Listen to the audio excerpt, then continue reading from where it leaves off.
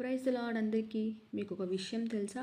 అపవాది ఈ రోజుల్లో వాడుకుంటున్న ఒక పెద్ద ఆయుధం భయం. మీకు ఎప్పుడైనా భయం వేసిందా? మనకొచ్చే పరిస్థితుల నుంచి భయం, మనకొచ్చే ఫెయిల్యూర్స్ నుంచి భయం. అపవాది మనల్ని జస్ట్ భయపెడతాడు మాత్రమే, కానీ మనల్ని ముట్టుకోలేడు. ఎందుకంటే దేవుడు అపవాదికి అటువంటి యాక్సెస్ ఇవ్వడు, జస్ట్ మనల్ని భయపెడతాడు. సరే, భయం వేస్తే ఇప్పుడు ఏం చేయాలి అని అనుకుంటున్నారా?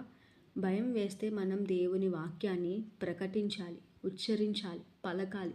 అది ఏంటంటే హెబ్రీలకు 13వ అధ్యాయం 6వ వచనం. కాబట్టి ప్రభువు నాకు సహాయకుడు, నేను భయపడను, నరమాత్రుడు నన్నేమీ చేయగలడు. ఏంటంట? ప్రభువు నాకు సహాయం చేసేవాడు, నాకు ఎప్పుడు తోడుగా ఉంటాడు. నరమాత్రుడు నన్నేం చేయగలడు?